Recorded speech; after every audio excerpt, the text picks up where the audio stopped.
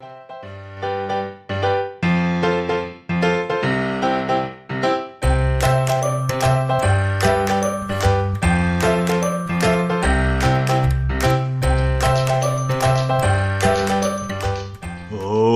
a grey day.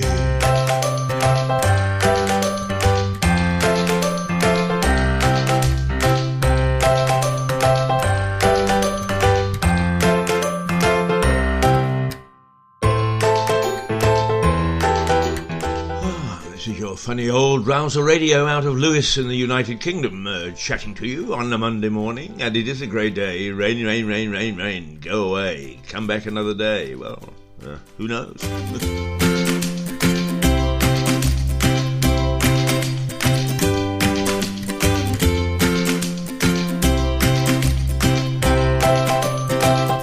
Supposed to be sun on the way, but we keep hearing that. Oh dear, dear, dear, dear. Most maligned profession of the lot. Weathermen and women. Oh, what a pity. They can't tell any more than we can, so why should we expect it?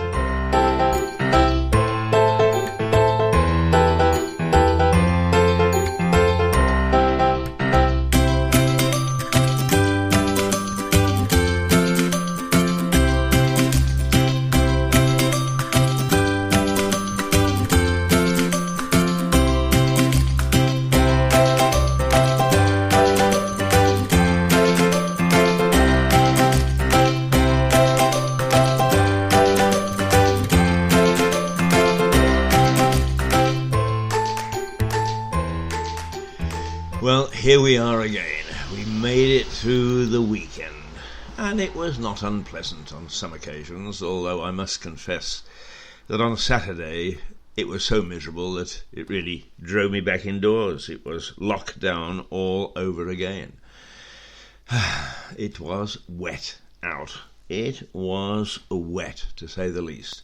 And today is no different. But yesterday was, apart from a breeze, a fairly strong breeze, was very pleasant, and I was able to sit out for a couple of hours, one at a coffee shop, and to actually do some business, because when you're in this business, in media, television and radio, it never stops. There's no, Friday night, see you Monday morning. You can say it, but it never happens. You just have to keep on going.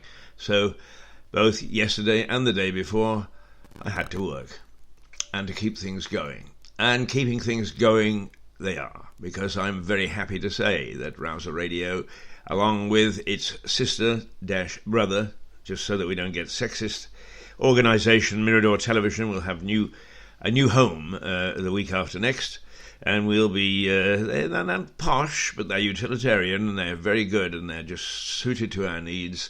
We'll soon have a new Mirador studio, and perhaps we're thinking up a name for it. Who knows? Perhaps like football stadiums, we'll sell the name. McDonald's Mirador Studio. I can just see McDonald's falling for that one. But who knows? I mean, perhaps American Express will. They've sponsored the local football stadium in Brighton, the Amex Stadium. So perhaps they'll consider the stadium having a little brother or a little sister, us, and we can name it the Amex Studio. No, don't hold your breath. It's going to be the Mirador Studio, and that's what we have to put up with, I'm afraid. Now, all sorts of things that happened over the weekend, but not least of which is we had a very serious discussion on television last night, which you can see on miradortelevision.com throughout today and throughout the rest of the week, called our Round Table. And the Round Table considered the tensions that are growing between the major powers: the Chinese, the Americans, the Brits, the Europeans, and now the Russians. And we're going through that sort of period that, as one panelist said, the trouble with politicians is they never learn. They go and do the same damn silly things all over again. So we're going through that tense period during the Kennedy administration when, in fact, most people have forgotten that there were two tense moments in that administration. One where Cuba under Fidel Castro, invited the Russians to put missiles on the island, facing directly into the heart of America. Kennedy wasn't having that, and he sent out the American Navy to intercept the ships that were carrying the missiles. If I'm not mistaken, I think it was President Khrushchev that was in charge of Russia in those days. Perhaps my memory is fault. No, I think it was. I think it was Khrushchev versus Kennedy. And eventually the Russians backed down. They ordered their fleet to go home. But it was a tense moment, and there is no question that Kennedy was a man of resolve and that he would have attacked those ships if they hadn't have turned back. And one can see why. You don't want bristling rockets stuck in an island that is almost an offshore island pointing at the heart of your civilized society. Civil society. I'm not sure whether it's civilized anymore.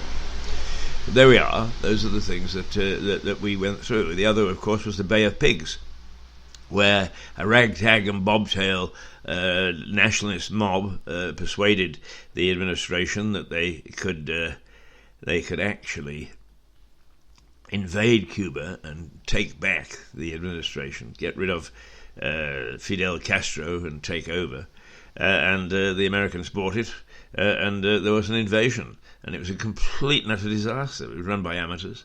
They never really got a foothold. They were expected, they were locked up. Oh, quite a day it was. One interesting side note was that at the time I was flying out of Vancouver Airport. When I say flying, I was piloting all right, but I was doing two jobs. I was piloting the aircraft and I was doing the road checks. What's going on down there? How busy is it? Oh, I can see traffic jams, etc., which was always a lot of fun, even though you had to get up at some ungodly hour in the morning to get to it. But parked there was an old Hurricane, and suddenly it was refurbished. And then one day it wasn't there. And later we discovered that Hurricane was flown down to Florida and took part in the Bay of Pigs invasion. So although it's a tenuous link, I suppose that I had one little tiny association with the Bay of Pigs invasion. Funny how these things come back both into your memory and to haunt you. Not that I haunted much by it.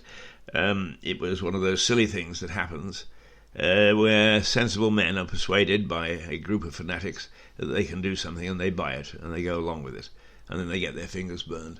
Well, it is raining outside, unfortunately, so let us see what we've got here about rain, flowers in the rain. Let's try flowers in the rain and see where it takes us.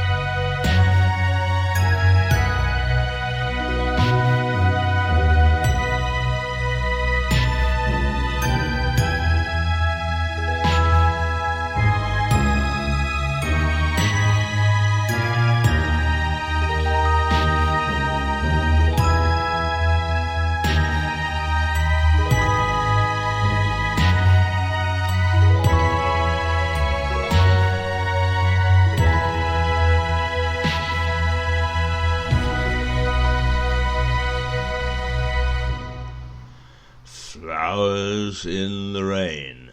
Slightly sombre, but then again, it is a sombre day. As I said, it's a grey day. The rain is bucketing down in Lewes. Our lovely, lovely town, I always say on the south coast of England. It's not, in fact, it's about 5 miles inland on the river Ouse, and that's O-U-S-E, before anybody starts to ooze with sympathy for a name like that. Very ancient river, a river with great history. Not a huge river, but nonetheless enough to have stopped an odd army or two in its time. Lovely little town. Raining it is. 6:41 it is by the clocks in this town. And perhaps 6:41 it is in towns across the UK. But wherever you are, if you're listening from overseas, add an hour or subtract an hour. Or if my gorgeous two ladies, Star and Yeva, are listening in Armenia, I think it's almost 4 hours that we are different. So right now it's mid-morning for them on a Monday morning, and I hope it's a very good morning. And let's say hello to the two of them, because you'll hear their music here on Rouser Radio from time to time. I don't think that I will play the music this morning, and I want to refresh it anyway when I've got time. Things are just a bit busy at the moment. But while we're talking about weather, it is interesting that suddenly we're getting a splurge of shark sightings. Some in the Mediterranean, where it's always been somewhat warmer in terms of the sea than it is up in what we coldly and grimly call the North Sea. But nonetheless, we've had the odd shark wash up on the beach here and be seen in the waters. And that is slightly alarming, I suppose, because the most that we've ever had to worry about paddling our little toes in the sea on the beach at Blackpool has been a jellyfish. Sharks we have not had a problem with. But if in fact, because of climate change, we're beginning to see them coming into what are now slowly increasing warm waters, then I think you better be careful when you go into the water. I don't want to be alarmist, but I watched the movie Jaws, and believe me, I hate horror movies, and I won't watch it again. But when suddenly, out of the calm sea, the great face of the shark with great big teeth comes surging out, oh my God, it scared the hell out of me. And I think if I was paddling in my trousers turned up to my calves, with my handkerchief over my head, and my little bucket and my little spade, and my little flag, so that when I built my sandcastle I could put the flag on top, I think that I would start to think, I wonder if it's going to come surging out of the water here. The closest I've ever come, and it is interesting because at university time, if we wanted to study, friends owned an island just off the British Columbia coast, Paisley Island, and we would go over there and we would stay in their summer houses and in theory, study. But certainly we had a lot of fun and chatted, perhaps be 4 or 5 of us. And on one occasion, Michael Bellerving, my pal, and I were left to lock up the house and go back to the mainland, a distance of perhaps 2 miles, in an outboard motor, and we were about halfway across and the motor quit. So we took out the oars and were fooling around really and saying, oh gosh, this is going to take hours. And it did.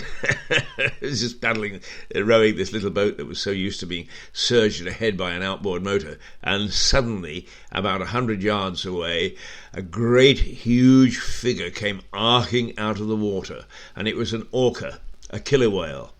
And the sight was quite magnificent. Quite magnificent.